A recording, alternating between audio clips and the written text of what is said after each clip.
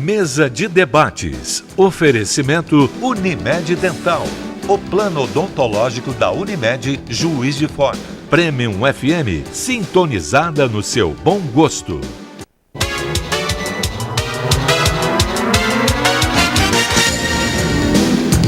Olá, hoje é segunda-feira, dia 23 de julho. Está começando mais uma mesa de debates aqui pela TVE Juiz de Fora. Estou começando também mais uma semana. Então, para a gente é um prazer estar com você e na sua casa. Te peço licença para a gente chegar, né? E já te faço um convite também para a gente ficar junto durante toda essa semana, até sexta-feira e hoje até meio-dia. A partir de hoje você já pode adquirir os seus ingressos para a campanha de popularização do teatro e da dança aqui em Juiz de Fora. A gente vai discutir também sobre os problemas e estigmas, né, que envolvem as doenças e os transtornos mentais. Bom, agora eu apresento para vocês os debatedores do programa de hoje. Bom dia, Neuza, tudo bem? Bom dia, querido. Tudo ótimo, graças a Deus. Bom dia você que está em casa, bom dia, Zé Lu, bom dia, nossos convidados. Vamos começar, né, a semana com coragem. Coragem, menino. Coragem, disposição, otimismo, tudo que precisa, ingrediente para uma boa semana. Combustível para mover, né? Não é? Esse país está pedindo coragem, paciência, coragem. E fé. Tá chegando nesse ponto, né, Zé Luiz? Tem que ter fé. Tá bom. Né? Melhorar estraga.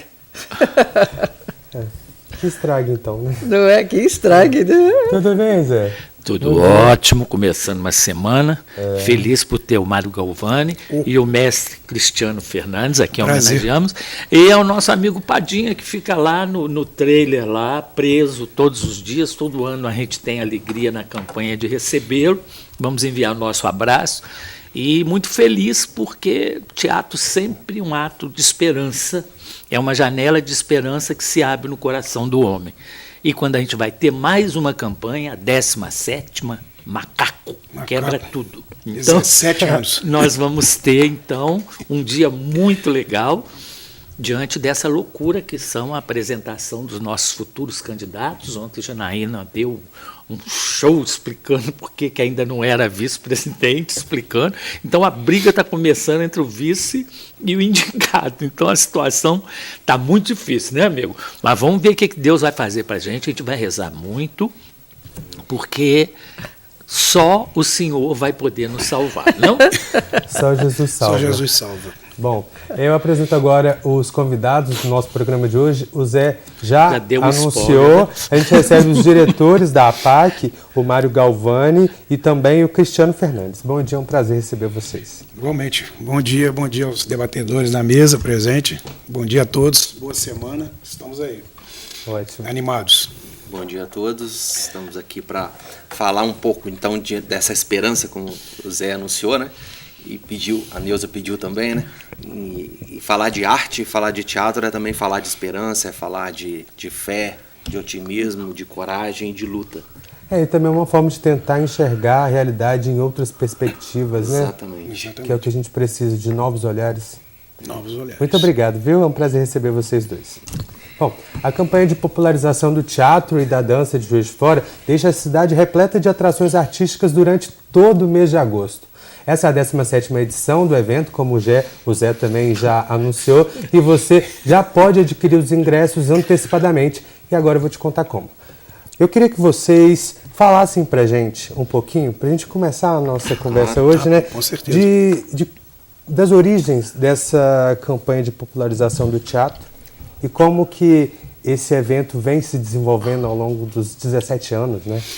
Com certeza. Então, há 17 anos, o Simparc, o Sindicato de Produtores de Artes Cênicas de Belo Horizonte, do qual o Padinha faz parte, nos procurou com a ideia de levar para as cidades do interior a mesma ação que eles já desenvolviam lá, há alguns anos, há mais de 20 anos na época, né? E a cidade abraçou essa causa, começando por nós artistas, produtores. A princípio, foi um desafio muito grande pensar em desenvolver uma ação cultural de um mês num período de férias, né, janeiro, coisas que poucos de nós fazíamos. Mas a gente entendeu que valia a pena e que juntos seríamos mais fortes, né? Um evento que é coletivo, ele é muito mais forte do que individual. E deu muito certo. né? Então, nesses 16 anos, com os altos e baixos, normal de qualquer ação, de qualquer evento, a campanha se estabeleceu como um grande evento cultural da cidade, né? Ela abre o ano cultural da cidade, sempre em janeiro. Pela primeira vez ela vai ser em agosto, depois a gente comenta sobre isso. Mas ela é impressionante como que, a partir do momento que nós colocamos o trailer, instalamos o ponto de venda no Parque Alfred, as pessoas já se aproximam, elas já querem programação, elas já querem comprar ingresso. Nem tem a programação ainda, que chegou já tarde, né? Chegou gente lá procurando. Hoje, meio-dia, abre tudo e as pessoas já querem saber como funciona, como vai ser. Quer dizer, então é um evento que realmente a cidade já entendeu, já abraçou, prestigia, e a gente tem muita esperança que mais uma edição funcione, dê certo e seja bom para nós, produtores, e para o público. Em janeiro todo mundo achou que tinha morrido a ideia, né? Não aconteceu, né? Exatamente. Por que vocês mudaram a data?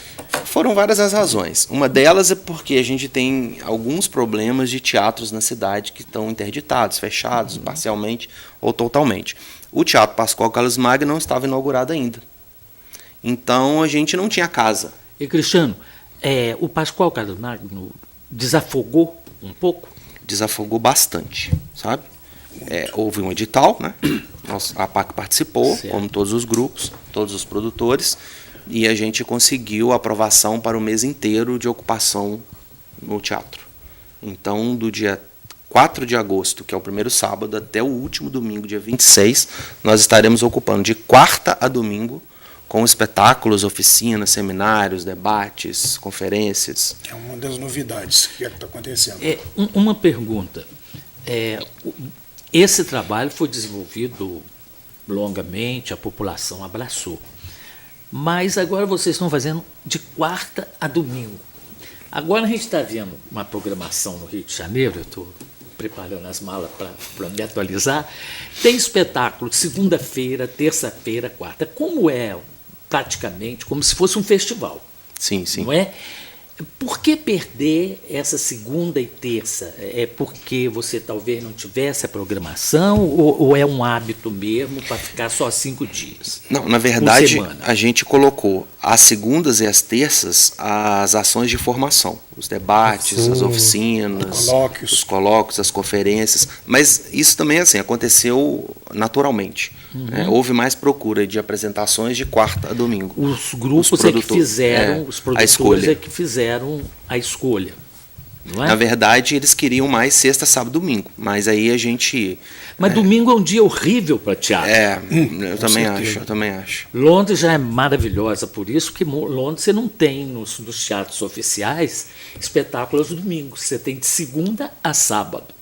Domingo você só tem off, né? Então, porque ele sabe que o domingo é aquele dia. Aqui no Brasil, a pessoa vai ver o Fantástico e morrer nele, né? Porque ele fica com aquele pavor da segunda-feira, então quando chega no domingo ninguém quer nada, fica dentro de casa, né, Neuza? Não é assim? Costuma ser mesmo. Isso já tem um pouco do assunto do próximo tema, né? Que é aquela pequena depressão que já bate ali no finalzinho de domingo. Aquela angústia. Eu tenho observado que nas questões de domingo, aqui de fora, nas artes cênicas, principalmente teatro, o domingo ele tem dado uma certa resposta positiva. Não tanto quanto sexta e sábado, as intervenções de espetáculos. Tem acontecido muito isso, eu já tenho observado. Não tanto como queria, né, como você poderia. Porque domingo você esperava que a pessoa pudesse. Mas domingo tem o churrasco à tarde, você está cansado, aí você desanima de sair à noite, já passou a tarde. Tudo é razão para não ir ao teatro. Qualquer coisa. Choveu, greve de caminhoneiro, tudo. Não tem, não pode, desmancha tudo, não é? Tem sol, não vai. Nós tivemos esse ano um problema sério, que foi a suspensão justamente de uma quantidade de atividades que a Funalfa faria, que deixou de fazer por causa da greve disso, não? Exatamente. Não é isso? Aconteceu isso sim. Ô Cristiano, quantos grupos estão na campanha? Zé, nós teremos, né, 33 atrações. E dessa vez nós temos uma novidade, vem coisa de fora, né? Tem coisa trabalho de fora. Do Padinha aí. Isso. Com muito orgulho, que pela primeira vez, né, Mário, nós conseguimos trazer 2 espetáculos. Porque ao começo da campanha, a gente tinha pelo menos 5 a 6 espetáculos, né? Eu sou dos dos antigos, né? Dos antigos. A gente viu muito espetáculo de Belo Horizonte que veio para cá. A gente teve assim Verdade. bons espetáculos, né? O Luna Luneira veio, que ele ainda estava começando, os meninos estavam saindo da faculdade de teatro, né? E formaram o grupo. Ele veio, ficou até no Fórum da Cultura, a gente depois levou mais ou menos uns 8 meses para tirar a poeira, porque o diretor resolveu fazer barro no palco, encheu de terra, água, porque os atores eram aquele espetáculo. Era o Nelson Rodrigues, mas na lama, né? Todo mundo rolando na lama, de terno, gravata. E o que se ficou para tirar da poeira levou uns 8 a 9 meses. Né? Como que vocês veem essa campanha contribuindo para incentivar os artistas e também a arte aqui em Juiz de Fora? Em primeiro lugar, porque um dos temas e slogans da campanha, desde a sua fundação, é de dar voz e vez ao artista local. Num evento coletivo, porque a gente se fortalece, né? Mas também a gente percebe que ao longo desses anos a gente foi entendendo, conversando, debatendo, propondo, provocando, que era necessário também que a gente repensasse a nossa prática. Não adiantava só mostrar, fazer, apresentar e ter um evento. É preciso estudar o que se faz para a gente poder sempre avançar.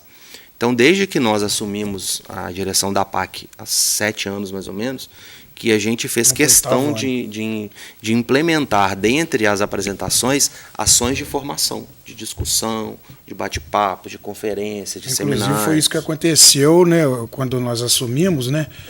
Eu lembro muito, como se fosse hoje, o Cristiano chegou com uma lista de 15 itens. Isso aqui nós vamos apresentar para o então, na época, superintendente Toninho Dutra, os 15 itens que nós queremos inseridos, vamos inserir na campanha, que dentre eles todos eram os debates, os colóquios, as participações, as análises textuais dos espetáculos, entendeu? Que isso alavancou muito e estimulou muito o próprio produtor e o ator e a atriz, né, o artista que estava inserido naquele trabalho, naquele espetáculo. Uma das grandes conquistas, vamos chamar assim, que a gente pôde perceber, além do público, né, de atrair esse público para a arte, para o teatro, é o diálogo entre os artistas e que os artistas pudessem se assistir. Porque, infelizmente, o Zé está aí, não me deixa mentir, artista tem muito assim, não vou ver o do outro não, o meu que é bom. Infelizmente tem isso, acontece isso, sabe? E a gente, entre outras ações, a gente foi percebendo que a campanha foi quebrando um pouco isso, porque as pessoas começaram a se ver e a ver que o outro também produz coisas bacanas e que é interessante conhecer o outro, porque é inadmissível a gente entender que um ator, um artista não assiste teatro.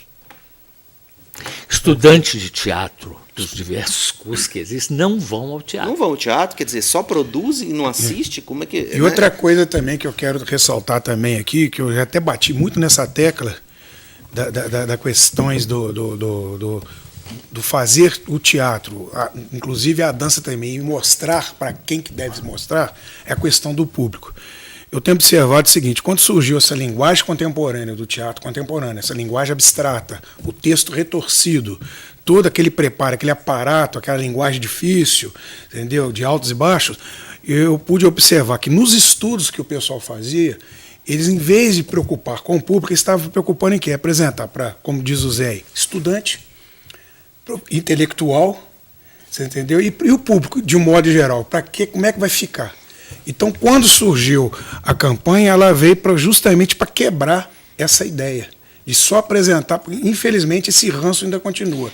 Ô Zé, deixa eu chamar o intervalo, daqui a pouco a gente volta.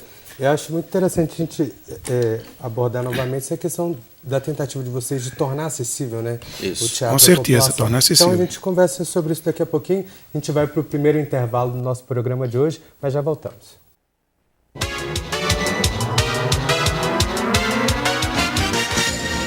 Estamos de volta com a mesa de debates aqui pela TVE Juiz de Fora. A gente tem falado sobre a tentativa, né, de tornar o teatro mais acessível, das datas, de estender, talvez, ou preferir um dia ao outro. Eu queria que vocês tentassem traçar as maiores dificuldades que vocês encontraram ao longo desses anos para fidelizar o público, para tornar esse teatro mais acessível. Um dos grandes desafios e com o leque de oportunidades e de propostas desse ano que a gente conseguiu é exatamente uma variedade maior, outras linguagens. Não apostar apenas na comédia ou só no drama, mas você ter opções, porque você tem público para todos os gostos. E também para você possibilitar que as pessoas conheçam outras linguagens do teatro, e não só aquela. Acho que assim a gente cria um público que é mais crítico, que entende que não é só aquele caminho que ele conhece, só aquele grupo, só aquela proposta. Existem outras, e que são bacanas também. Mas, Cristiano, tem uma coisa. Você, como professor, você tem uma ligação com o teatro muito forte, com professoras, você tem um grupo de contador de história, que você faz um trabalho muito bonito. Se a escola, hoje, não enxerga o teatro, como é que a gente vai fazer para a futura geração? Assim como o traficante lá pega o menino de 6 anos, já faz a corrupção dele, diz que estão terminando os meninos de rua porque o traficante está adotando, como você, como mestre, professor, pode entender agora esse processo, porque ao longo da campanha a gente teve sempre coisas modificantes, né? Modificadoras, mas teve também aquela questão do stand-up, daquele espetáculo de comédia que enchia o Central, né? O Gueminho, por exemplo, foi um campeão de bilheteria nesse sentido, né? E de repente aquilo começou a cair também. Uhum. Sim, sim. Então, há uns 2 anos atrás começou a cair. O que aconteceu? Só repetiu as mesmas peças em todas as campanhas, porque ainda estava rendendo, porque em Belo Horizonte a gente sabe que as pessoas aguardam essa campanha enlouquecidamente, porque eles estão com o espetáculo, é o momento que tem. Quer dizer, o grande problema é como chegar até esse espectador. O Caio, muito apropriadamente, disse em fidelização, né? Mas hoje a gente não tem essa fidelização. Primeiro, a gente tem, talvez, o grande elemento que comporta das pessoas ficarem em casa é o seu computador, a internet, Instagram, essas coisas todas. Então a pessoa não sai. O segundo ponto é uma questão de segurança, quer dizer, que hora que sai, a gente vê isso muito na Rua Santo Antônio, o pessoal de terceira idade cada vez mais reclama, porque ali não tem a segurança. Como é que você vê esses fatores contribuindo para essa luta nossa que é muito forte, né? Agora, com 33 grupos fazendo espetáculos, a gente vai mostrar a pujança do teatro em Juiz de Fora. Exatamente. Né? Agora, Mário falou uma coisa perfeita aqui. Se esses 33 grupos fossem ao teatro, nós teríamos mais público. Com certeza. Um assistindo o outro. Já começa por aí, né? Mas existe essa preocupação. Eu pude observar em produções que eu assisti, por exemplo, lá no Andar de Baixo, alguns trabalhos nessa linguagem contemporânea, que o pessoal fazia o estudo preparatório para aquele espetáculo dele em função de apresentar para o outro colega dele de trabalho, para o estudante, para o intelectual, que é um público restrito, não um público geral. A campanha veio para modificar isso. Eu acho que você tocou num ponto aí que a gente que é espectador apenas percebe. Fica Nilson, você deixa de ser. Você foi atriz anos e anos e anos, então você não é apenas um espectador, embora você seja a voz na mesa de debate para trazer para o público isso. Você não é um espectador. Sabe o que é, Zé Lu? É que a gente que assiste o teatro, né? Eu não faço teatro, eu assisto teatro. Você observa que as pessoas ficam muito preocupadas em sofisticar a linguagem do teatro. Então, de repente, a pessoa perde aquela noção do teatro do mambembe, entendeu? Do teatro espontâneo.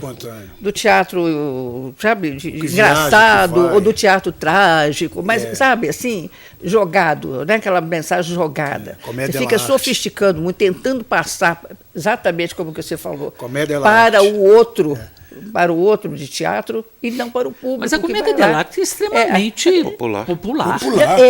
A comédia dell'arte, que é a que mais fala o público. Então você fica observando que quanto mais você sofistica uma coisa, mais você afasta do público. Você se aproxima de quem conhece o assunto profundamente, mas você afasta do leigo. Então, existe um caminho, ele, como todos os outros possíveis, é algo desafiador, mas ele é possível. Inclusive, como o Zé me prestigiou aí falando do mestrado, a minha pesquisa no mestrado foi exatamente a formação do espectador, que é diferente de formação de público. É verdade. Formar público promover o acesso ao teatro, ou levar o teatro ao bairro, ou trazer as crianças, enfim, o público em geral ao teatro, oferecendo um preço mais acessível, horário ou gratuito, né? Locomoção, entre outros fatores. Agora, a formação do espectador promove o acesso linguístico do espectador, e não só o acesso físico. Ou seja, ele vai compreender um pouco do que está acontecendo ali, daquela linguagem. Agora, isso é um processo, tem etapas, né? Em linhas gerais, a gente tem 3 etapas para desenvolver essa ação, que é desenvolver uma ação de sensibilização antes de assistir ao espetáculo, o espetáculo em si, e, se possível, uma ação depois. Olha, de co-criação a partir do que foi visto. Sim, o Zé sempre fala, né, que a partir de uma experiência traumática, a pessoa não volta mais no teatro. E se ela você vê um espetáculo oferece ruim, uma peça que tem uma linguagem que ela não é legível para o público, só que não consegue entender, ele acaba acreditando que aquilo não é voltado para ele. Meu medo é esse, que é a primeira impressão, aquele novato que é convencido a ir ao teatro, porque sempre ficou, teatro é coisa para intelectual, de repente você consegue fazer a pessoa ir lá ver o que é. Se ele não tiver uma acolhida boa, ele não volta. E o que é uma acolhida boa? Se ele não entender, ele não volta. E às vezes vocês têm uma oportunidade apenas. Aí é o desafio. Né? É o desafio. Eu vejo pela minha netinha, ela é sua cliente, né? Espectadora, é sua cliente. Todo teatro ela vai lá. Ela chega em casa, se você ouvir a crítica, você não faz teatro mais. Porque ela vai direitinho nas coisas que ela não gostou. Aquele moço lá, não gostei daquele moço não, por causa disso, por causa daquilo. E a criança ela é espontânea e direta. E ela vai lá no palco. Ela vai lá no palco. Ela toca na ferida. Ela participa mesmo, ela não tem acanhamento não. Mas ela fala direitinho. E o teatro infantil tem uma coisa legal, né? É muito legal. Porque a criança, o Mário está falando aí, e é perfeito, porque você vê o seguinte, às vezes vem um ator fazendo papel de criança e fica... Aquela criança não se reconhece naquele cara, né, de calça curta, pensando em fazer uma linguagem infantil, porque a criança de hoje é uma criança com 3 anos, está lá em cima do computador, está agora desesperada e descobre, de repente, o Facebook e descobre outras coisas. Então, o importante, mas é que a gente está notando que o teatro hoje está sendo feito para guetos. Então é o gueto de intelectual, é o gueto gay, é o gueto de terceira idade. Aí as pessoas só vão naquele assunto que interessa e não tem uma abertura. Eu estava vendo agora, estou me preparando para um banho de cultura, então vou fugir um pouco. Estava vendo no Rio de Janeiro, tem uma peça sobre Elisete Cardoso, uma peça sobre Elza Soares, uma peça sobre Isaurinha Garcia, tudo a era do rádio e outra sobre Milinha Borba. Nossa. É a era do rádio toda voltando com as músicas, etc., no tempo que o rádio era popular, que havia o rádio teatro e depois o grande teatro Tupi. Então, o que aconteceu com a gente? Isso que ele está falando da formação intelectual, porque minha pesquisa de mestrado foi justamente a máscara do espectador. Eu trabalhei com a tipificação desse tipo de espectador. E esse espectador que não é acolhido, e eu acho que hoje o público está sendo muito maltratado em alguns espetáculos. De que forma? Ele tem que ficar em pé, correndo atrás do espetáculo, aquilo que ele chama de participação, porque ele fica sentado, as pessoas acham que ele não está participando. Uma criança parada, assistindo o espetáculo, ela está viajando naquela. E o pai gosta que quando a criança aplaude, grita e faz, sabe? Fica uma anarquia do espectador, num certo sentido. Porque tem um momento que você escuta uma música e viaja, a sua imaginação cresce e tudo. E isso está se perdendo. Está se perdendo justamente por uma questão que eu acho que é de política cultural.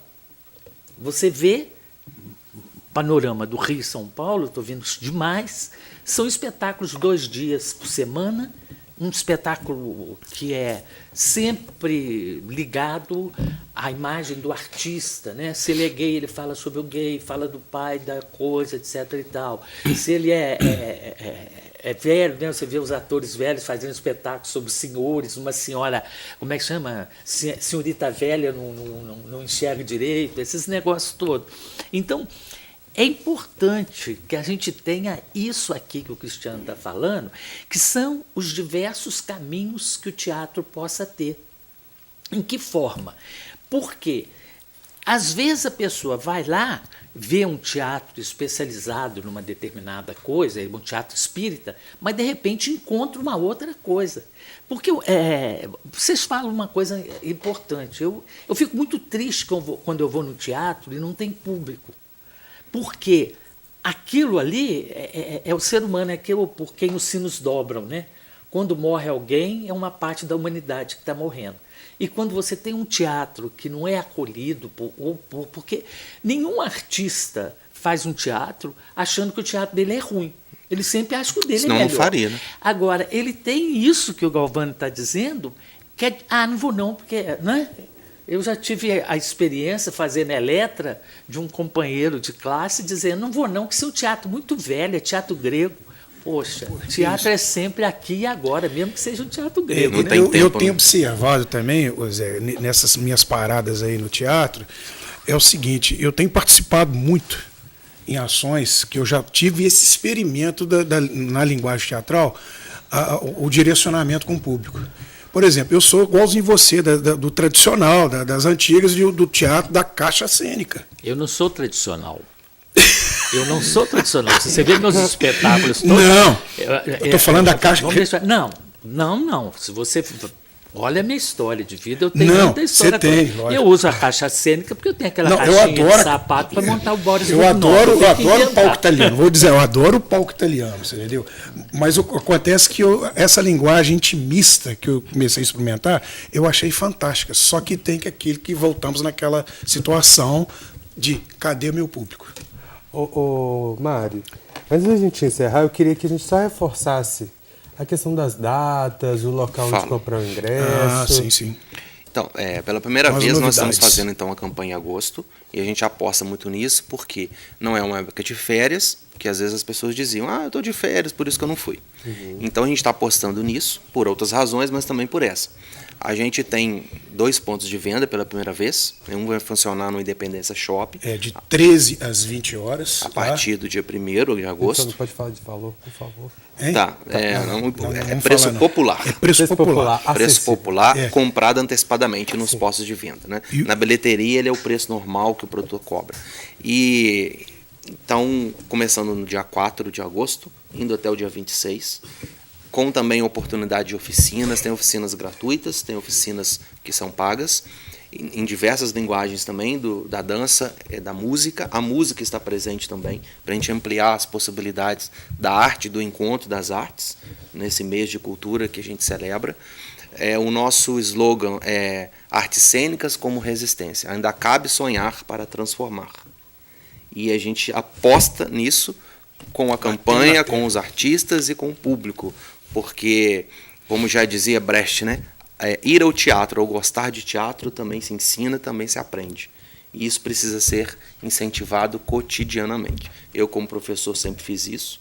Tenho diversos projetos com a equipe da Secretaria de Educação, que a gente investe na arte, não só na arte de fazer, mas também de assistir, e de discutir esse fazer e esse assistir, também pensando que esse público será o espectador do futuro. Cristiano, rapidinho. E a gente ainda não tem a programação, né? Mas lá no local de venda as pessoas vão ter o Vai ter acesso. lá e lá no Independência Shop também vai ter.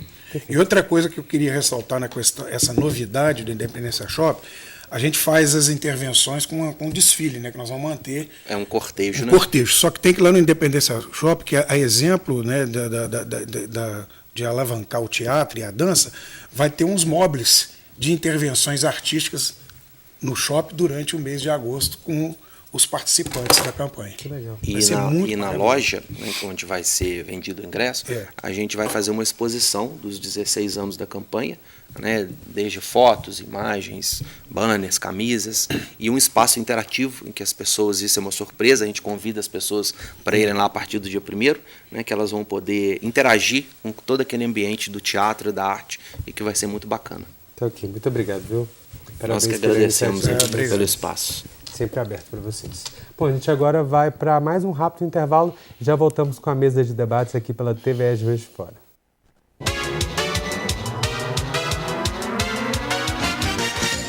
Mesa de debates. Oferecimento Unimed Dental. O plano odontológico da Unimed Juiz de Fora. Premium FM, sintonizada no seu bom gosto.